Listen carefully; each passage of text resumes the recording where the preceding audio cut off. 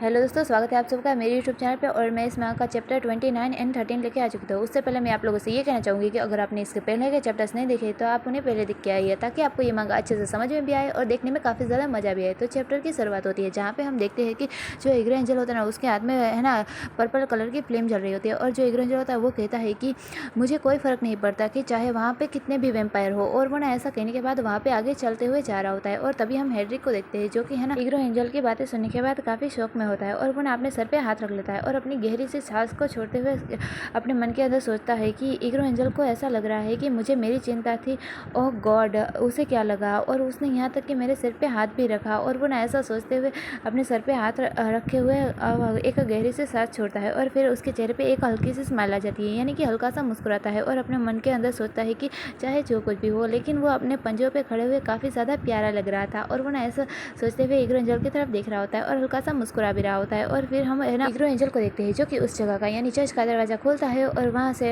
Tap tap करके अंदर आने लगता है। मतलब कि उसकी सीढ़ियों के उतर रहा होता है और वो चर्च के अंदर आ रहा होता है, उस जगह के अंदर जहाँ पे उन लोगों को बंधा हुआ है। और तभी हमें ना बंधे हुए यूरेका को देखते हैं, जो कि इस तरफ से किसी की आने की आहट सुनाई दी उस तरफ देख रहा होता है। और वो हीरो एंजल को देखने के बाद थोड़ा सा शौक तो होता है और उस तरफ देख रहा होता है, लेकिन वो फिर भी है ना जैसे उसे सावधान करने की कोशिश कर रहा होता है और कहता है कि आगे मत आओ, ऐसा कहने की कोशिश नहीं चाह रहा होता है। लेकिन वो कैसे कहे, वो तो बंधा हुआ है, इसलिए वो कह पाता है, क्योंकि वो कुछ कह नहीं सकता। उसके मुंह पे पट्टी बंधी हुई है और वो बस कुछ आवाज़ भी नहीं कर पा रहा है। और तभी हम है ना हीरो एंजल को देखते हैं, जो कि उस दरवाजे से अंदर आने के बाद वो अपने सामने देखता है और वो थोड़ा सा शौक होता है, मतलब कि वो क्या कहे। और सामने हमें दिखाया जाता है कि जो मिलो होता है वो काफ़ी ज़्यादा जंजीरों में लिपटा हुआ, मतलब कि बंधा हुआ वहाँ पे सामने होता है। और जो हीरो एंजल होता है वो ये देखने के बाद काफ़ी ज़्यादा गुस्से में होता है। और तभी हम हेड्रिक को देखते हैं, जो कि वो भी अंदर आ चुका होता है। और वो यूरेका और मिलो को ऐसा बंधा हुआ देख के वो कहता है हाँ यूरेका और मिलो। और तभी है ना हम हीरो एंजल को देखते हैं, जो कि काफ़ी ज़्यादा गुस्से में होता है। और वो गुस्से से कहता है कि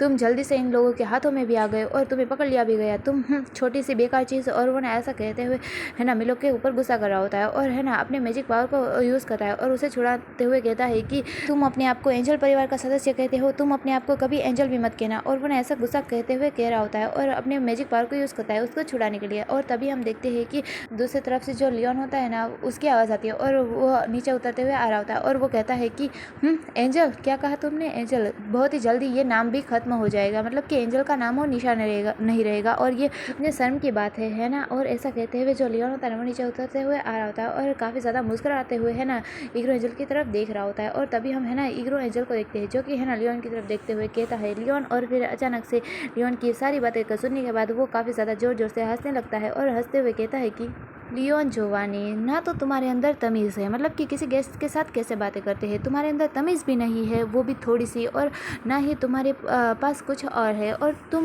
मौत की इच्छा भी करते हो। और है ना ऐसा कहते हुए हंस रहा होता है कि तुम ऐसे बातें कर रहे हो तो तुम्हें क्या लगता है तुम बचोगे, तुम मर नहीं जाओगे। और वो ना ऐसा कहते हुए काफ़ी ज़्यादा हंस रहा होता है। तभी हम है ना लियोन को देखते हैं और जो लियोन होता है वो हीरो एंजल की ये बातों को जैसे अनसुना करते हुए काफ़ी ज़्यादा मुस्कुराते हुए वो भी कहता है कि हाँ हाँ, आप क्या कह रहे हैं, मेरे अंदर तो इन दोनों में से कोई भी नहीं है, मतलब कि तुम्हारे लिए वो भी रिस्पेक्ट दिखाओ, तुम्हें तमीज़ से बात करूँ, ऐसा तो हो नहीं सकता। और तुमने क्या कहा कि मेरी मौत का दिन, तो ऐसा तो होने नहीं वाला, मतलब कि आज वो दिन तो नहीं है, बल्कि आज तुम कोई और मरेगा, मतलब कि जैसे कि तुम्हें अपनी चिंता करने की ज़रूरत है। और वो ना ऐसा कहते हुए अपने पास जो बक्सा होता है ना, जिसके अंदर वो क्राउन होता है, अगर आपने पिछले चैप्टर में देखा हो तो उसके ऊपर हाथ रखता है। और फिर हेड्रिक को देखने के बाद वो हेड्रिक की तरफ पॉइंट करते हुए कहता है कि अरे हीरो एंजल, वो तुम्हारे साथ क्या हेड्रिन अगस्ट है, वही वेयरवुल्फ का जो मास्टर है, मतलब कि जो सारे वेयरवुल्फ का नेता है वही है ना।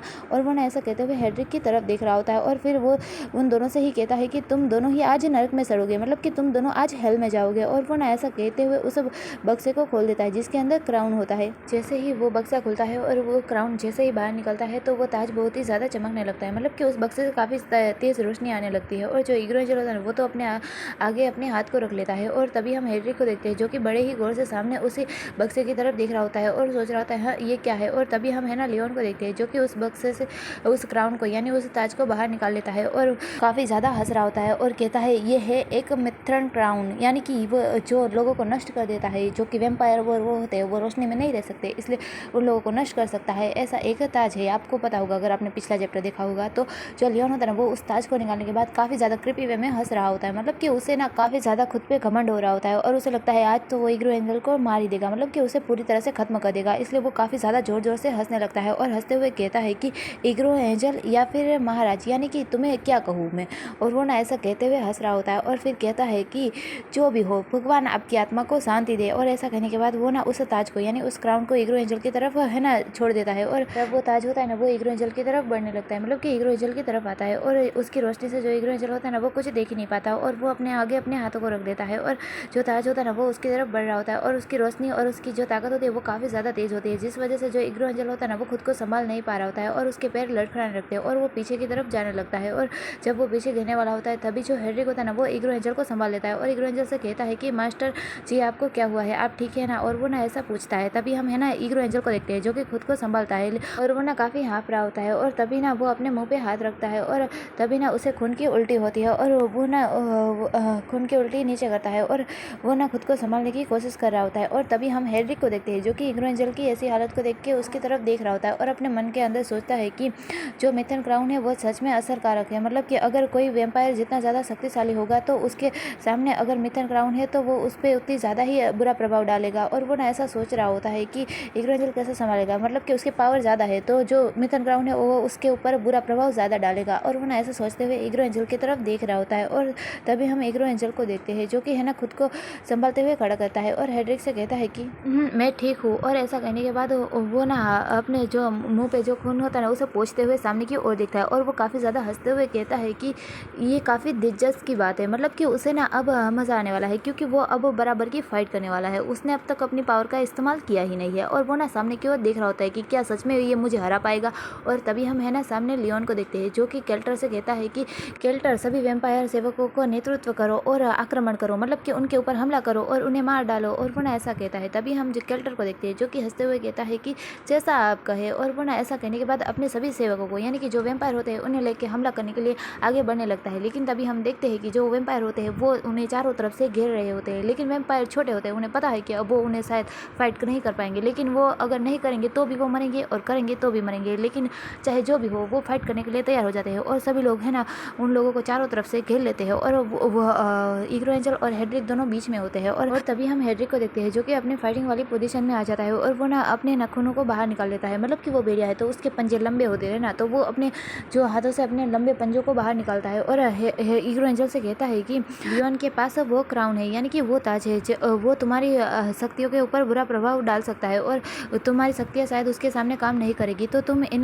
केल्टर और सभी छोटे सेवकों को संभाल लेना, मैं उसे संभाल लूँगा। और वो ना ऐसा कहते हुए वहाँ फाइट करने के लिए जाने वाला होता है। लेकिन तभी हम इग्रो एंजल को देखते हैं, जो कि ये बात सुनने के बाद उसे ना काफ़ी ज़्यादा गुस्सा आ रहा होता है और उस हाथ में ना वो एक मैजिक से है ना रोशनी जैसा करता है, मतलब कि पर्पल जैसी फ्लेम आती है और वो फाइट करने के लिए तैयार हो जाता है। और वो ना हेड्रिक से कहता है कि जो एंजल होते हैं वो सिर्फ सर्वश्रेष्ठ श्रेणी वाले लोगों से ही लड़ते हैं, मतलब कि किसी निचले दर्जे से नहीं, मतलब कि जिसके पास सबसे ज़्यादा ताकत होती है उसके साथ ही एंजल लड़ते हैं। और ऐसा कहने के बाद वो वहाँ से वो पूरी रफ्तार में वहाँ से सीधा है ना लियोन की तरफ भागता है और हेड्रिक से कहता है कि मैं लियोन को संभालूंगा और वैसे भी मैं उस क्राउन के बारे में ज़्यादा उत्सुक हूँ, तो मुझे उसके बारे में जानना है और तुम केल्टर और बाकी सेवकों को संभाल लेना, मतलब कि उनको ख़त्म कर देना। और वो ना ऐसा कहने के बाद इतनी तेज़ी रफ्तार से वहाँ से जाता है कि पता ही नहीं चलता और वो लियोन की तरफ उसे मारने के लिए चला जाता है। और तभी हम हेड्रिक को देखते हैं, जो कि है ना इग्रो एंजल की ये बात सुनने के बाद वो काफ़ी ज़्यादा हैरान होता है और अपने मन में सोचता है कि TSK, क्या इग्रो एंजल पागल हो गया है, मतलब कि क्या वो पागल है जो वो ऐसे ही फाइट करने के लिए चला गया। और वो ना ऐसा सोच रहा होता है और फिर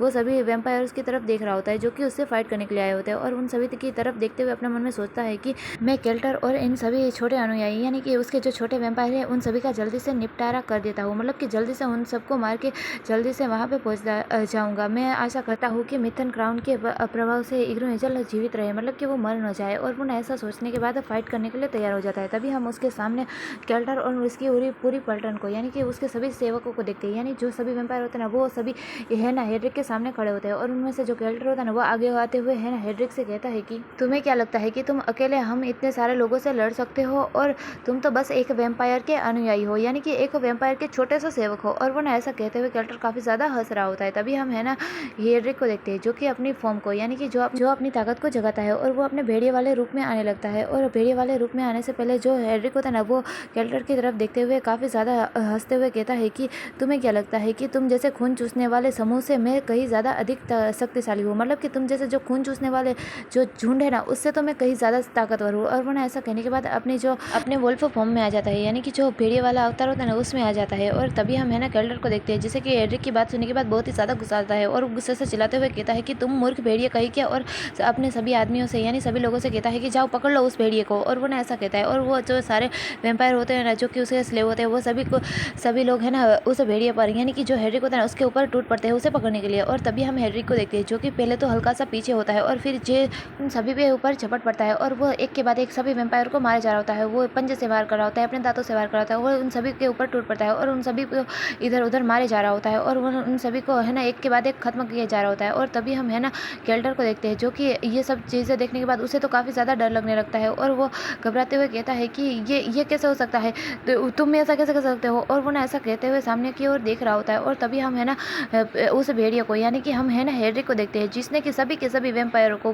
निपटारा कर दिया होता है, मतलब कि सभी को खत्म कर दिया होता है। और वो काफ़ी गुर्राते हुए सामने की ओर देख रहा होता है, जिस तरफ केल्टर खड़ा होता है। और तभी हम केल्टर को देखते हैं, जो कि काफ़ी ज़्यादा घबरा रहा होता है और पीछे की तरफ जा रहा होता है और कहता है कि एक सेवक इतना ज़्यादा शक्तिशाली कैसे हो सकता है, ये नहीं हो सकता। और वो ना सामने की ओर देखते हुए काफ़ी ज़्यादा घबरा रहा होता है। और तभी हम है ना हेड्रिक को देखते हैं, जो कि अपने भेड़िए वाले अवतार में ही केल्टर के पास आता है और उसके गले को अपने हाथों से पकड़ लेता है और उसे हवा में उठा देता है। तभी जो केल्टर होता है वो कहता है आह, और हम तभी है ना उस भेड़िए को यानी कि हमारे हेड्रिक को देखते हैं, जो कि अपने आधे भेड़िए वाले फॉर्म में और आधे है ना इंसानी रूप में होता है। मतलब कि उसका शरीर इंसानी वाला होता है, लेकिन उसका चेहरा जैसे भेड़िए वाला होता है। और उसने केल्टर को गले से पकड़ा हुआ होता है और वो उसने केल्टर को हवा में लटका दिया होता है और केल्टर से कह रहा होता है कि अब तुम्हारी बारी। और तभी हम है ना केल्टर को देखते हैं, जो कहता है यू तुम।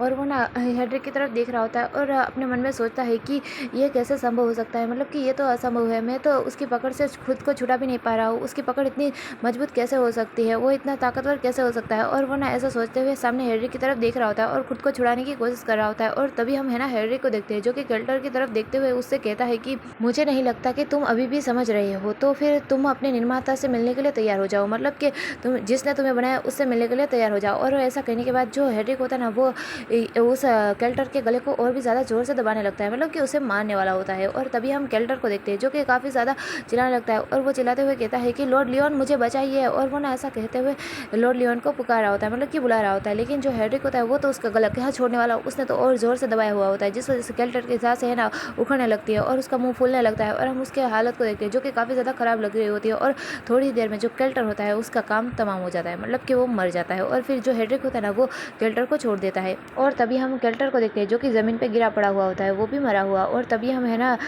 हेड्रिक की आवाज़ को सुनते हैं और जो हेड्रिक होता है ना, वो कहता है कि तुम मूर्ख समूह कही के, मतलब कि तुम मुझे बेवकूफ़ कर रहे थे और तुम खुद मूर्ख समूह हो। और वो ना ऐसा कहते हुए केल्टर की तरफ देख रहा होता है और कहता है कि तुम लोगों को क्या सचमुच लगा था कि हम तुम्हारे पालतू कुत्ते थे, मतलब कि एक दिन। और वो ना ऐसा कहते हुए उस तरफ देख रहा होता है और फिर वो पीछे की तरफ देखता है, जिस तरफ लियोन और इग्रो एंजल की फाइट हो रही होती है। और हम तभी वहाँ पे देखते हैं कि जो इग्रो एंजल होता है वो लियोन से यानी उस्ताद से काफ़ी ज़्यादा अच्छी तरह से फाइट कर रहा होता है और उनकी फाइट को हम अगले चैप्टर में देखेंगे। तो ये वाला चैप्टर आपको कैसा लगा ये आप मुझे कमेंट में ज़रूर बताइएगा। और अगर आप लोगों को मेरा वीडियो पसंद आता है तो प्लीज़ इसे लाइक कर दीजिएगा, मेरे चैनल को सब्सक्राइब कर दीजिएगा और फिर मिलेंगे नेक्स्ट चैप्टर में। तब तक के लिए गुड बाय।